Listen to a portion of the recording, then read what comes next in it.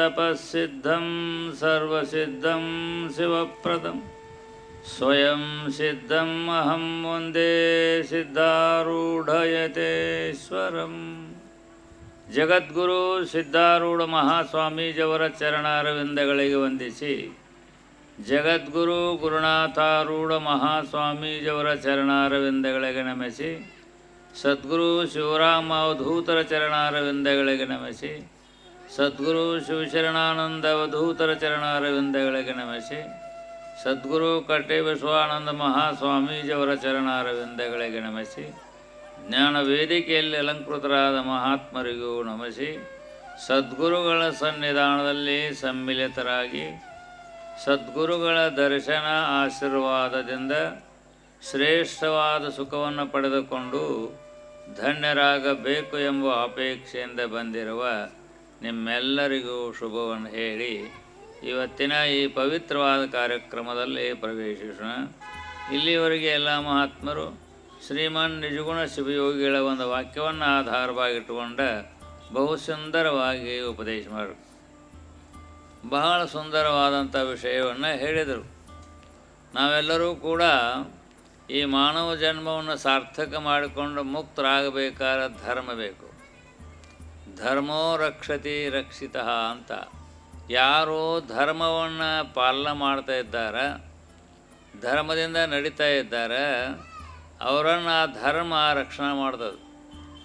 ಧರ್ಮ ಅವರನ್ನು ರಕ್ಷಣೆ ಮಾಡೋದು ಹಣ, ದುಡ್ಡು, ಐಶ್ವರ್ಯ ಮತ್ತೊಬ್ಬರು ಮುಗ್ದೊಂದಲ್ಲ. ನಿಮ್ಮ ಮಾಡಿದ ಧರ್ಮ, ನಾವೇನು ಧರ್ಮವನ್ನು ಮಾಡಿರ್ತೀವಲ್ಲ ಪುಣ್ಯ ಕಾರ್ಯಗಳನ್ನು, ಆ ಪುಣ್ಯ ಕಾರ್ಯಗಳೇ ನಮ್ಮನ್ನು ಬಂದು ರಕ್ಷಣೆ ಮಾಡ್ತಾವೆ. ಉಳುಕಿವು ಎಲ್ಲ ಇಲ್ಲೇ ಬಿಟ್ಟು ಹೋಗ್ತೇವೆ. ಧನ ಕನಕ ವಸ್ತ್ರವನ್ನು ಇಲ್ಲೇ ಬಿಟ್ಟು ಧನಾನಿ ಭೂಮೌ ಪಶುವಿಶ್ಚ ಗೋಷ್ಠೆ ಭಾರ್ಯ ಗೃಹದ್ವಾರೆ ಸ್ಮಶಾನೆ ಚ ಬಾಂಧವ ಪರಲೋಕ ಮಾರ್ಗೆ ಧರ್ಮಾನುಗೋ ಗಚ್ಚತಿ ಜೀವ ಏಕಃ ಅಂತೇಳಿ ಒಬ್ಬ ಸುಭಾಷಿತ. ಧನಾನಿ ಭೂಮೌ, ಪೂರ್ವಕಾಲದಲ್ಲಿ ಬ್ಯಾಂಕು ಮೊದಲಾದಿದ್ದಿಲ್ಲ. ಗಳಿಸಿದಂಥ ದುಡ್ಡನ್ನು ಕಳ್ಳರು ಕದ್ಕೊಂಡು ಹೋಗಬಾರ್ದು ಅಂತ ತಿಳ್ಕೊಂಡು ಭೂಮ್ಯಾಗ ಹೋಗೋದಿಡ್ತಿದ್ರು. ಭೂಮ್ಯಾಗೋ ಮನ್ಯಾಗ ಜಗಲಿಯಲ್ಲೋ ಎಲ್ಲಿ ಹೋಗೋದಿಡ್ತಿದ್ರು. ಅದ ಸಾಯೋ ಕಾಲದಲ್ಲಿ ಬಾಯಿ ಹೋತಂದ್ರೆ ಅಲ್ಲೇ ಉಳಿತದೆ ದುಡ್ಡು. ಗಳಿಸಿಟ್ಟೇವಿ, ಖರೆ ಭೂಮ್ಯಾಗ ಇಟ್ಟೇವಿ, ಮನ್ಯಾಗ ಎಲ್ಲೋ ತೆಗ್ ಮಾಡಿ ಇಟ್ಟೇವಿ. ಯಾವಾಗ ಟ್ರೆಜರಿ ಬ್ಯಾಂಕು ಇದ್ದಿಲ್ಲ, ಮತ್ತು ಕಳ್ಳರಿಂದ ಹೋಗಬಾರ್ದು ಅಂತ ತಿಳ್ಕೊಂಡು ಏನಾರು ಒಂದು ಉಪಾಯ ಮಾಡ್ತಿಲ್ಲ. ಅವ್ರು ಅಲ್ಲೇ ಜಗಲಿಯಲ್ಲೋ ಮತ್ತು ಎಲ್ಲೋ ಒಂದು ಕಡೆ ಭೂಮ್ಯಾಗ ಇಡ್ತಿದ್ರು ದುಡ್ಡು, ಬಂಗಾರ ಅದು. ಆದರೆ ಅಂತ್ಯಕಾಲದಲ್ಲಿ ಬಾಯೇ ಹೋಗಿಬಿಡುತ್ತಪ್ಪ. ಯಾರೂ ಹೇಳಿಲ್ಲ ಮನ್ಯಾಗ ಹೇಳಲಾರ್ದೇ ಇಟ್ಟಿದ್ದ.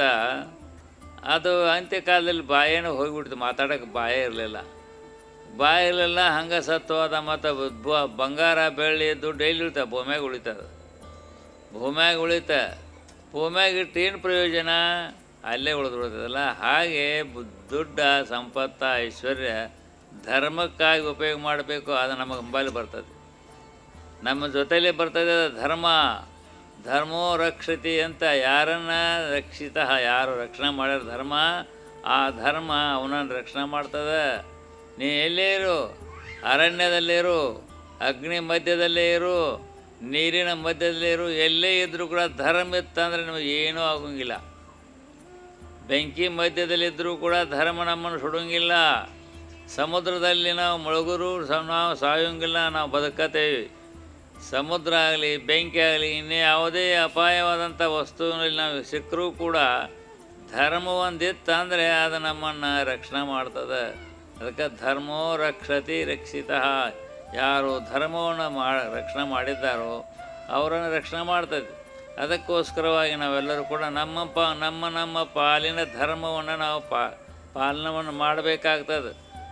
ಅದನ್ನು ನಾವು ರಕ್ಷಣೆ ಮಾಡಬೇಕಾಗತ್ತೆ. ರಕ್ಷಣೆ ಮಾಡಿದರೆ ನಾವು ಸುಖಿಗಳಾಗ್ತೇವೆ. ಈ ಲೋಕದಾಗ ಅಷ್ಟೇ ಅಲ್ಲ, ಪರಲೋಕದಲ್ಲಿಯೂ ಕೂಡ.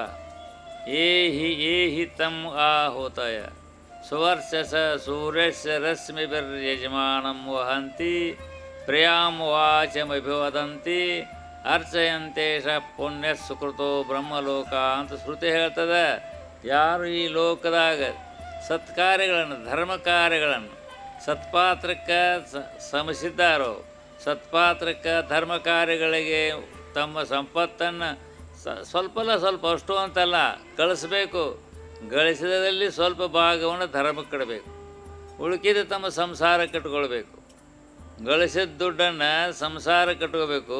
ಅದರಲ್ಲಿ ಕೆಲವೊಂದು ಭಾಗ ಇಂಥ ಧರ್ಮ ಕಾರ್ಯಕ್ಕೆ ಇಡಬೇಕು, ಪುಣ್ಯ ಕಾರ್ಯಗಳಿಡಬೇಕು. ಇದೇ ನಿಮಗೆ ರಕ್ಷಣೆ ಮಾಡೋದು.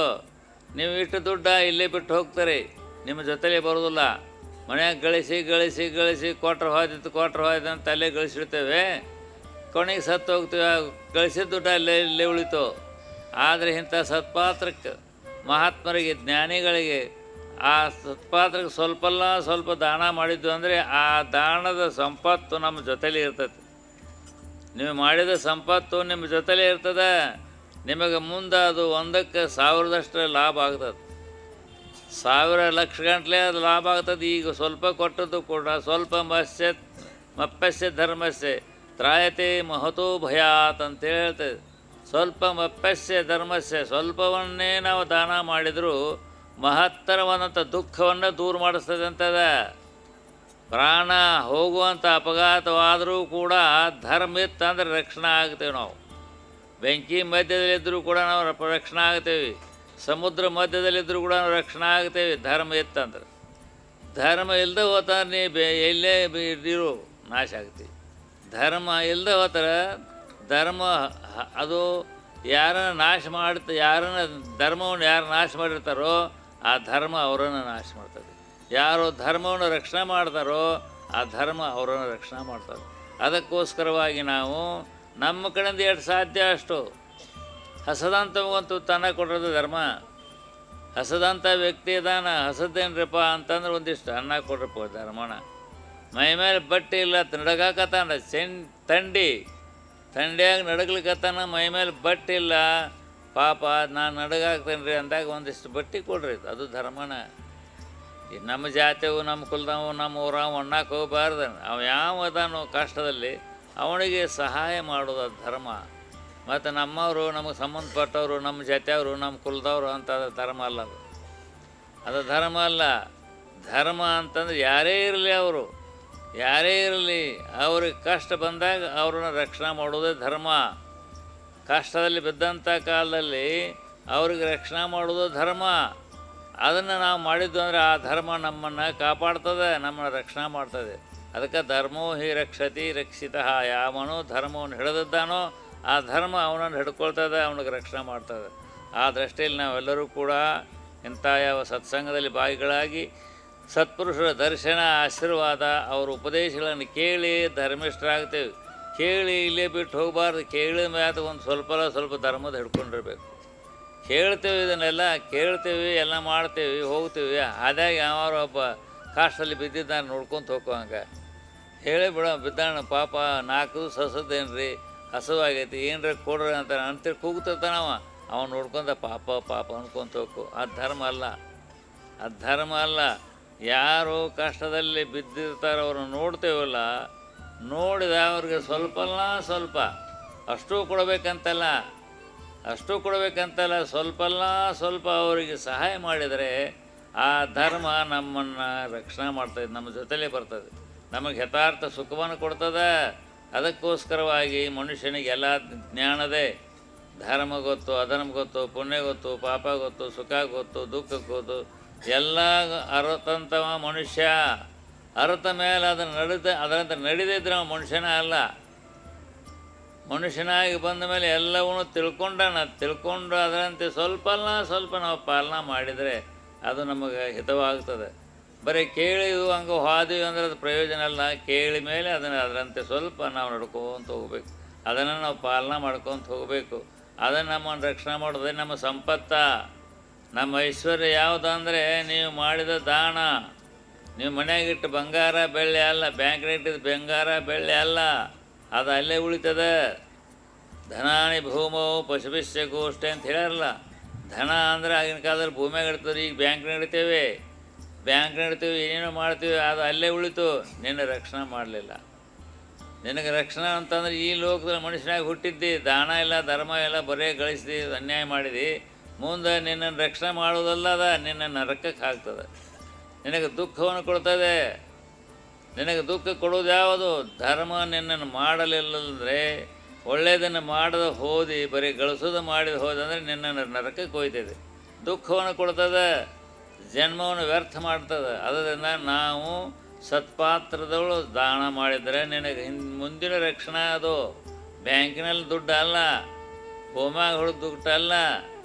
ನಿನಗೆ ರಕ್ಷಣೆ ಮಾಡೋದು ನೀ ಮನುಷ್ಯ ಜನ್ಮ ಇದ್ದಾಗಣ ಇಂಥ ಅನ್ನದಾನ, ವಸ್ತ್ರದಾನ, ವಿದ್ಯಾದಾನ, ಗೋದಾನ, ಅನೇಕ ದಾನಗಳದ. ಅವನು ಸತ್ಪಾತ್ರಕ್ಕೆ ದಾತವ್ಯಮಿತಿ ಯದ್ದಾನಂ ದೀಯತೆ ಅನುಪಕಾರಿಣಿ ದೇಶೇ ಕಾಲೇ ಚ ಪಾತ್ರೇ ಚ ತದ್ದಾನಂ ಸಾತ್ವಿಕಂ ಶ್ರುತಂ ಅಂತ ಹೇಳ್ತದೆ ಶಾಸ್ತ್ರ.